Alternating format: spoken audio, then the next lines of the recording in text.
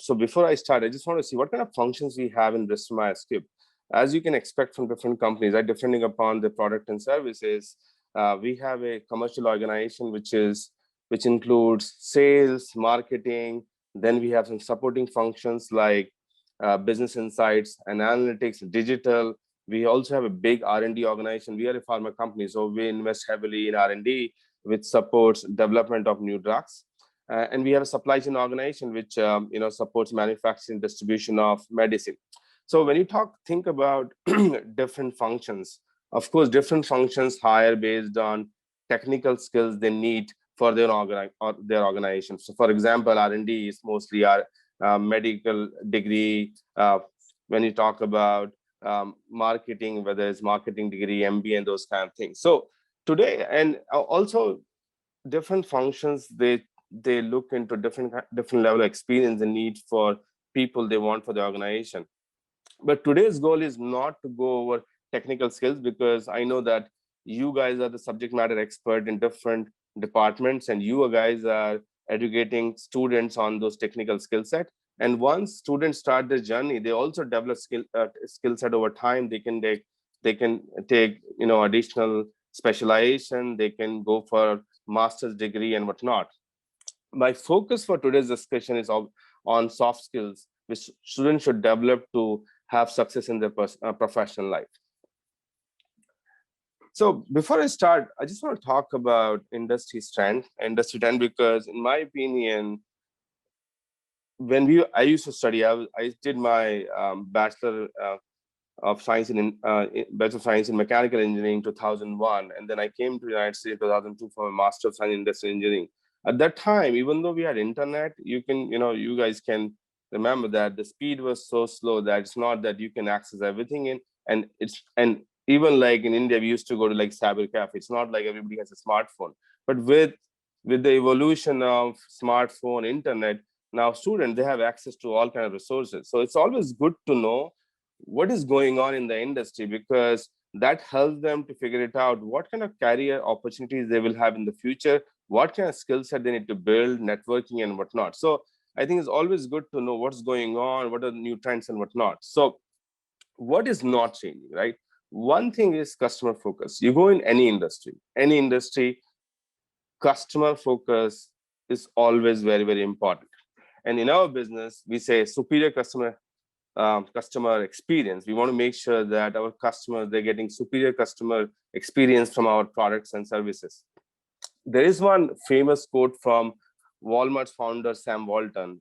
For him, his quote was, there is only one boss, and that is the customer. He can fire anybody, all the way from chairman to the middle management, by simply doing one thing, by simply spending somewhere else, right? And we do that in our life, many times. So for example, in India, if I prefer to buy Maruti car and their service is not good, I can always decide to spend my money to Hyundai.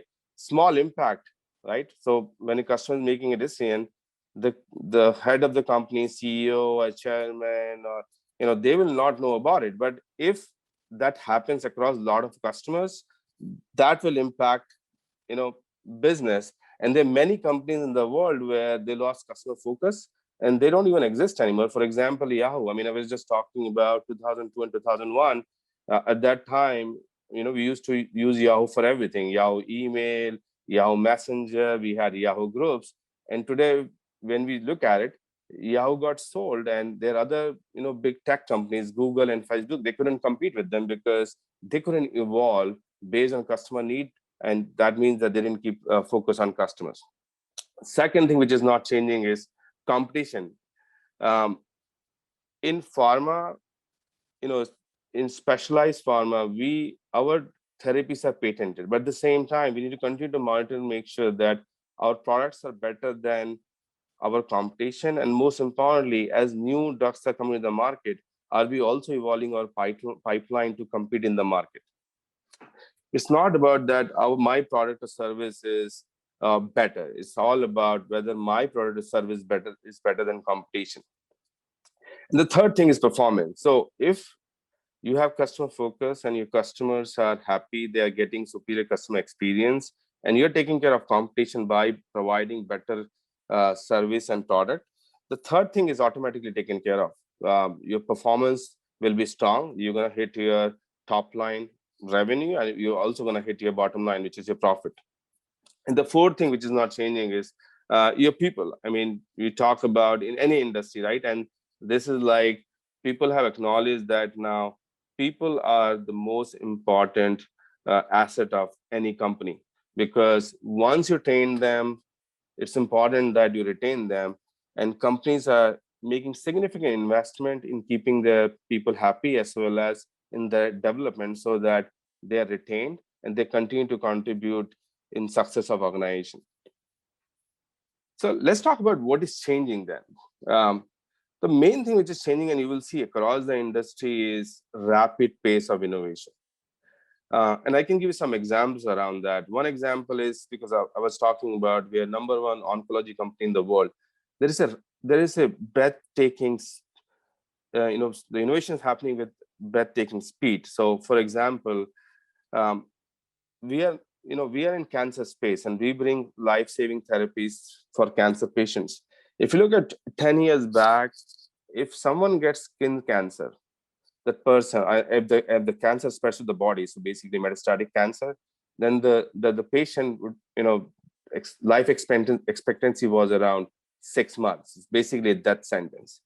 um, 10 years back, we launched a drug, Yervoy, which is a immunotherapy drug, and it works on CTLA4 pathway. So basically, CTLA4 controls or applies brake on our immune system, right? It controls our immune system. So Yervoy is an anti-CTLA4 drug, which basically relaxes that brake. So 10 years back, when we launched that drug to treat metastatic melanoma cancer, the response rate was around 10%. But if you get response, then you will get a really long response. And it was a big breakthrough in melanoma cancer space. And the person who basically led research of CTLA4 pathway, that person even got a Nobel Prize for that. So 10 years back, we launched it, 10% response rate, right? It's still not great. In 2014, we launched another drug, Opdivo, which is anti-PD-1. And in 2015, we launched combination of Yervoy and Opdivo, and the response rate increased to 60%. And 50% of patients who received basically response were alive after 5 years. So significant progress in like just last 10 years. And I can tell you right now, there's so much research happening in the cancer space that I think in next 5-10 years, today we don't talk about cure, unfortunately, in cancer space, but in next 5-10 years, I'm hoping that we will start talking about cure in cancer space. And then you can also take example of coronavirus vaccines, right? I mean, usually vaccine development takes like 3-4 years, but this time, because we were in this unprecedented, challenging situation, a lot of pharma companies, they were able to accelerate their vaccine development program. And two most efficacious vaccines from Moderna and Pfizer, they're coming from two small biotechs, right? They're using mRNA, which is a new platform and 90% efficiency. Nobody has used that before. So again, another example of innovation where two small biotechs, they were able to create a new platform. One company partnered with Pfizer, Moderna is developing their own vaccine, but nobody knew about them until last year. Now everybody knows about those companies, and they have become multi-billion-dollar company. On the other side, you can think about Sanofi and GSK. They are the basically top vaccine pharma companies, and they don't have their vaccine. So innovation is happening at a very rapid pace, and every company want to make sure that they're watching what is happening. At the same time, they need to make sure that they're investing in innovation so that they can compete in the market. So I just gave an example of pharma, but think about there's a lot happening in electric vehicle, right? 2, 3, 4 years back, nobody thought that electric vehicle will be going into mass production. Now every car manufacturer, they're investing billions of dollars to develop electric vehicles, right? In the 2, 3 years back, Tesla was the only company. Now if you're taking Ford, GM, Volkswagen, every car manufacturers there is investing billions of dollars to develop electric vehicle, and as we are seeing right now, in next 4 5 years, I think significant number of people around the world will have electric vehicles, and that's that's an opportunity for students, because when they're looking at it, they need to prepare for what is going to happen in 3 or 4 years down the road. I understand that they may not have resources to learn those new technology in colleges, but they can know the concept. They can plan a career path to meet unmet need in those space, because there'll be a lot of demand in those areas where companies would like to hire people to drive growth in those areas.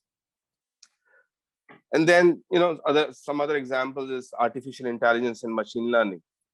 Right, our company is leader in software, and I believe that next wave will be artificial intelligence and machine learning, and there'll be a lot of job opportunities will be created in that space. I know that there's a lot of good work is already happening in that space, but I believe that we have potential to become again a leader in artificial intelligence and machine learning. Other thing which is significantly changing is globalization. Globalization is happening for last 20 years, but then it's the acceleration is further increasing, right? For compared, like I just talked about India, that in the past we became software hub, BPO hub, but now the high end IT development, like artificial intelligence, machine learning, even that is happening in India.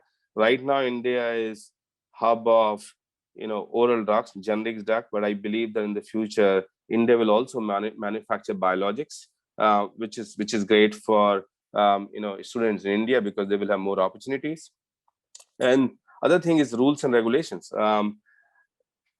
Every country, depending upon political environment, and I'm sure you're seeing in India too, that also changes. So as a global company, we need to monitor that, and to make sure that one is we are adhering to new rules and regulations in every country, and secondly, we're accordingly planning for that, because if there are significant changes in rules and regulation, it can impact our business. Like in the US, right? There's a lot of discussion around should we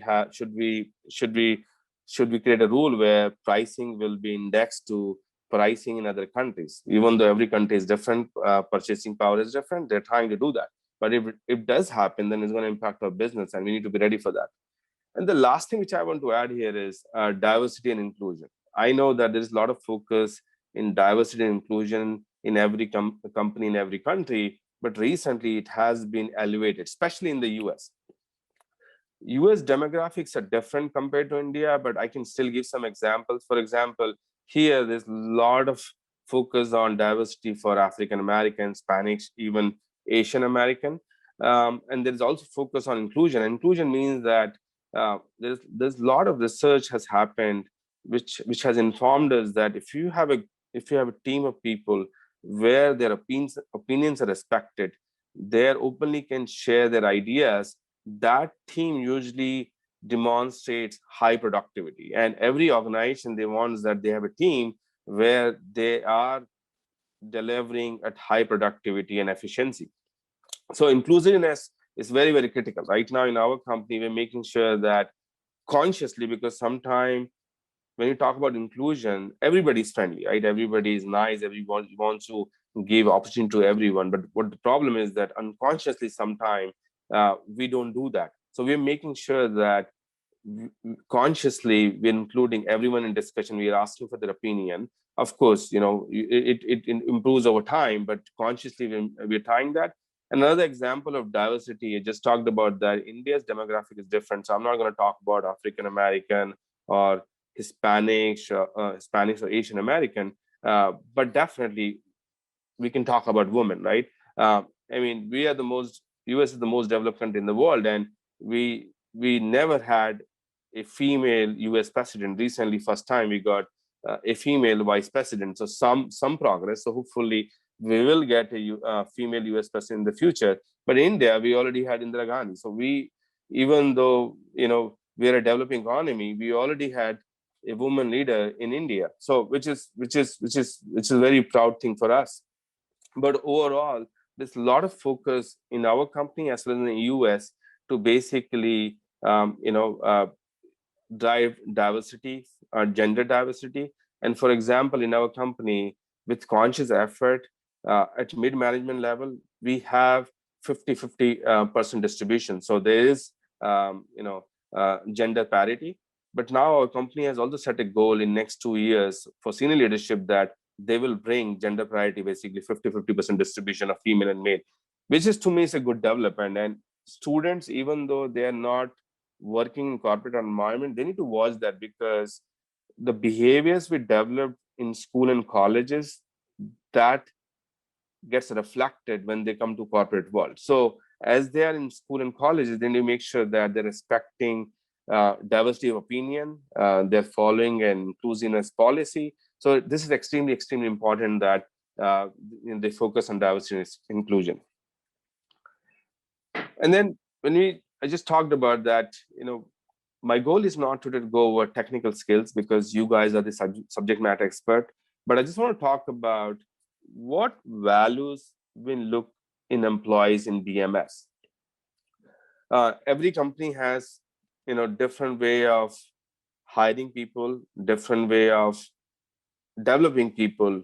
But I'm sure that when you look at values, there will be some consistency across all big organizations, because there are day, as I just mentioned before, that people drive success of an organization, and that is why there is heavy investment being made for their development. And they want to make sure that while they're developing people on skills, technical skill set, they're also making sure that those people they're developing, they're aligned to values of that organization. So we have like 6 values we look at when we hire people. We also 6 values when we evaluate the business performance. One is passion, right? So learning and excellence to drive exceptional results. We want to make sure that people are working hard to achieve business goals. They're passionate about what they do. Um, and I'm sure you must have heard from other industry leaders too. There is no 90 or 99% in business, right? In school, it's okay, because when we're studying, we can get, depending upon grade A, B, C, or 65, 70% mark or 80% mark. That's okay, because you're in school. But when you come to industry, when you're in corporate environment, there is no 98 or 90%. It's always 100%. And the people who go above and beyond, they deliver amazing results. And most importantly, they build trust, because leaders, they look upon to those people that, oh, this person has credibility. And if I give a challenging task to this person, that person is going to deliver on those goals. And they get even more challenging opportunities. And that helps accelerate their career path. So passion is extremely important. Second is urgency. Again, in school, there is always urgency for exams and whatnot, but there's a defined time frame, right? Because we know that when I start my semester, I'm going to have my exam in 3-4 months.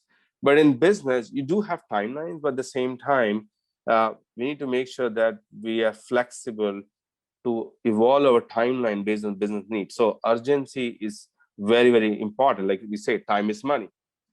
Yeah, because a lot of time what happens is that you plan for something and you have to adjust it, because either there is something happening in the market landscape because of competition, or there is something happening in the market because of unmet need, and we have to move with speed. We just talked about coronavirus vaccines, right?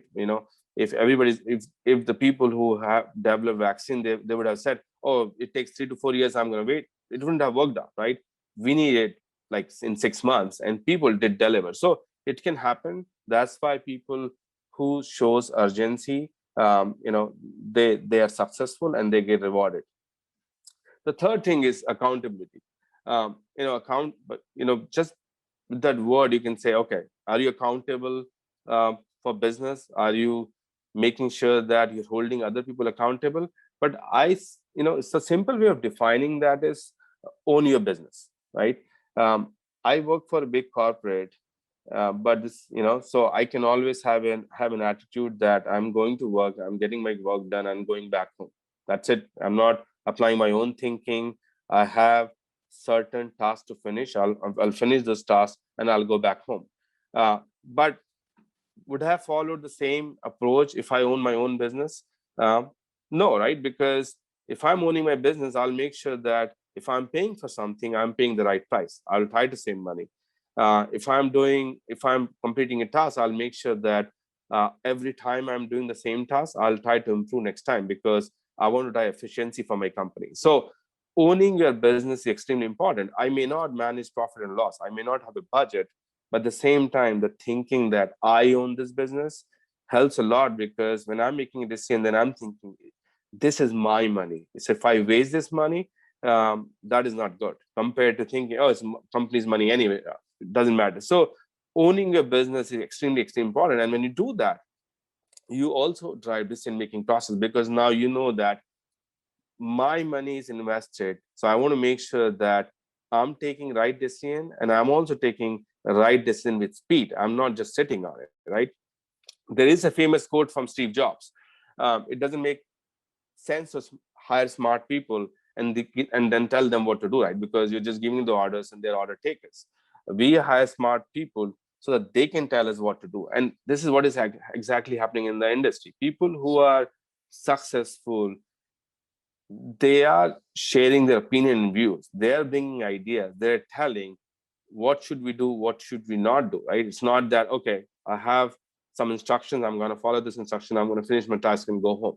That's okay. But if you want to go above and beyond, you have to start owning that business. And then try to be transparent and deliver on a commitment, right? We need to make sure that I'm accountable, but at the same time, I'm being honest with myself as well as other people who I'm working with.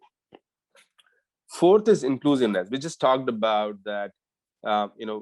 People should be ready to embrace diversity and foster an environment where everybody can work at full potential. So everybody should be respected. And the simple way to handle that is that, you know, treat the other people like you yourself get and wants to get treated, right? So if I want people to treat me with respect, I want to do the same thing.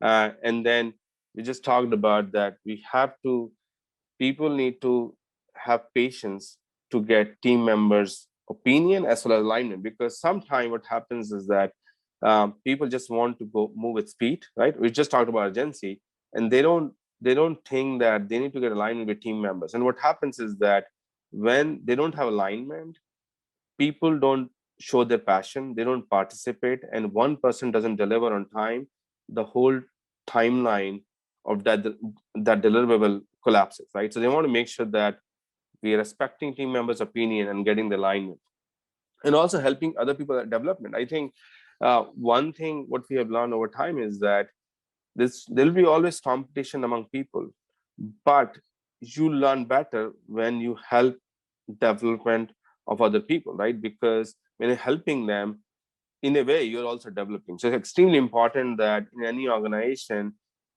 people, right, employees, they have that attitude that it's their job to help other people in their development. And the fifth value is innovation, right? I just talked about innovation is extremely important, disruptive and bold. And when I share some examples, those examples are big examples. Innovation doesn't mean, when we talk in our company, innovation doesn't mean that, oh, you need to be in R&D or write a million lines of algorithm, or invest million, $1 million, $2 million, or like a big innovation. No. Big innovation is necessary for organization, for the future development and to be competitive. But even an individual member can be innovative. The question is, are you evaluating your process? Are you evaluating your solution to see whether we can make any changes, whether we can drive efficiency? It also means experimentation, right? Because we encourage our people in our company that it's not bad to fail, right? And there's some awards too that for failure, right? The people who experiment in something and fail, we give them awards. So the point is that if you're not going to experiment, how are you going to learn? But at the same time, you need to be smart enough so that you're experimenting at a very small level so that the risk is low, but you're learning from it, you're evolving from it, and trying to find a better solution. But the innovation cannot stop, right? You cannot think that, okay, this is a certain way of doing thing and I'll continue to do the same way. Maybe yes, but the point is that every time people should strive to continue to evolve their process and solutions. And the last is integrity, right? And what I just shared is that you will see that these values, you go to any organization, there'll be consistency. The way they define it might be different, but there will be consistency in the values I just shared. So the last is integrity, right? Every organization, they put a lot of focus on ethics, integrity, and quality in everything they do, right? Same thing with us. We want to make sure that we are demonstrating ethics, integrity, and quality in everything we do, and we are providing that kind of experience to our customers. One of my boss used to tell me that do the right thing when nobody is watching you, and it it matters, right? Because what happens is that when nobody is watching us, human behavior, we want to find shortcuts, we want to do something, okay, let's get it done and move forward.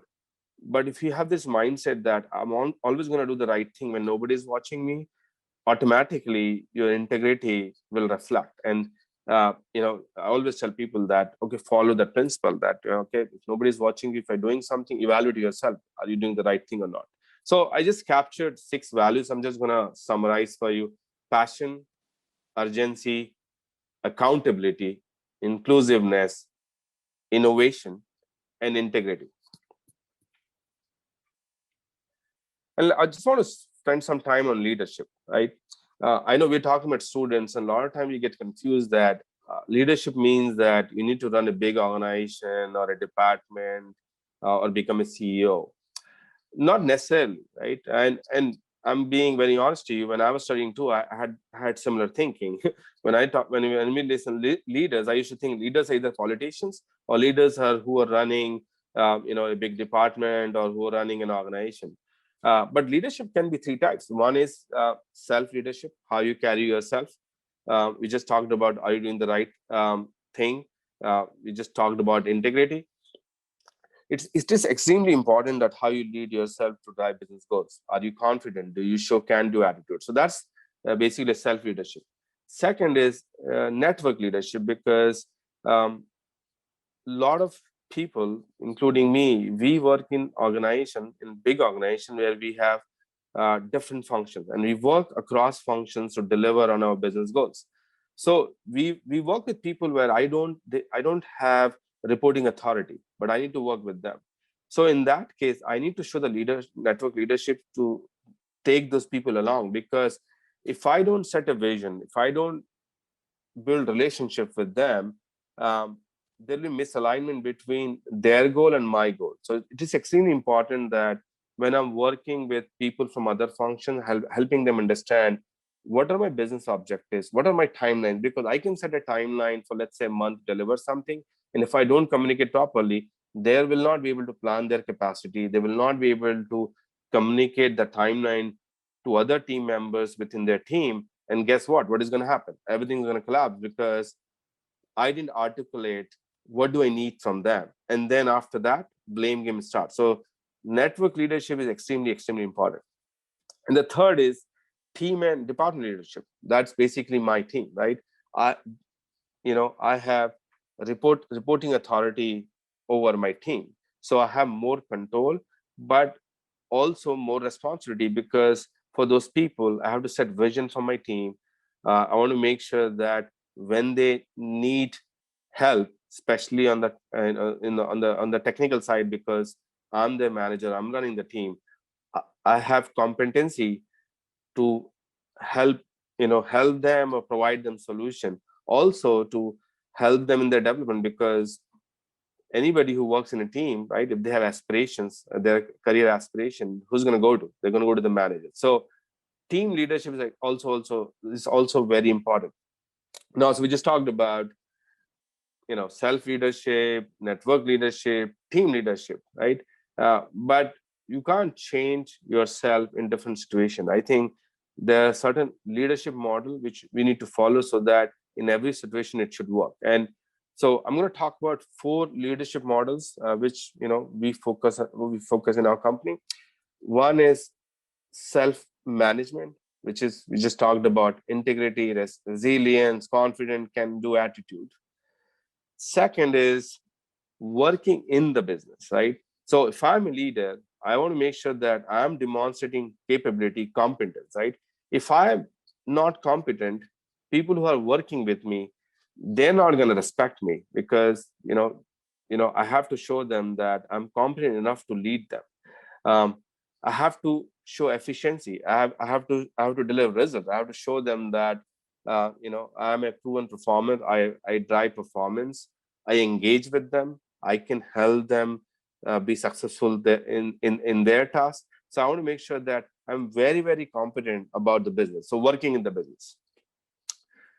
Third leadership model is working on the business, which is we just talked about accountability, um, strategy, right? I need to define as a leader strategic vision of the company, or I want to define vision of a project. I should be able to motivate and inspire people, because when I'm leading team, doesn't matter whether I'm leading my own team or whether I'm leading in a metrics team. I want to make sure that I can lead and inspire people. And then innovation, I also need to help them develop new ideas, test new ideas and whatnot. So working on the business is basically a strategic vision, your leadership to inspire people, and then inspire them to experiment new things, develop bold ideas. And the last is relationship management, um, communication and people skills, right? How do you communicate to people? If I'm communicating to people and they don't understand what I'm talking about, and if they don't feel that I'm inclusive enough, um, they will not feel part of the team, and they will not be inspired to deliver results.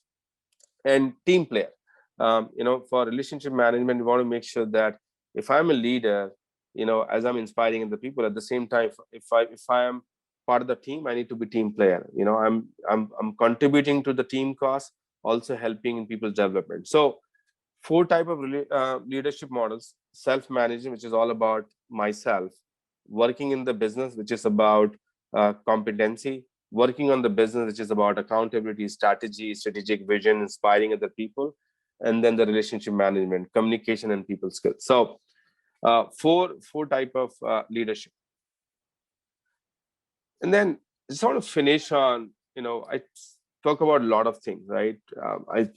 In my case, I give specific examples about BMS because I work for a pharmaceutical companies, and I can speak about different functions, how we operate here, what kind of values we have. We know that, but we know that, and as I heard other people, I work with my other friends, more or less those values are consistent. We also talked about leadership because, leadership is extremely important, especially when you have aspiration to become leader. But at the same time, even individual performance, they need to show leadership.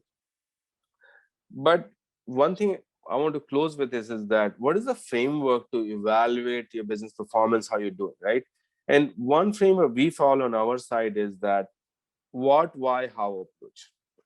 And that can fit everywhere, right? And people can tweak it too, but I'm just giving some example how we use it here. And I, like I shared, you all are subject matter experts, so I'm sure that you can tweak it, and it's possible that you might be already using it. But just want to give you an example of how we use in our business.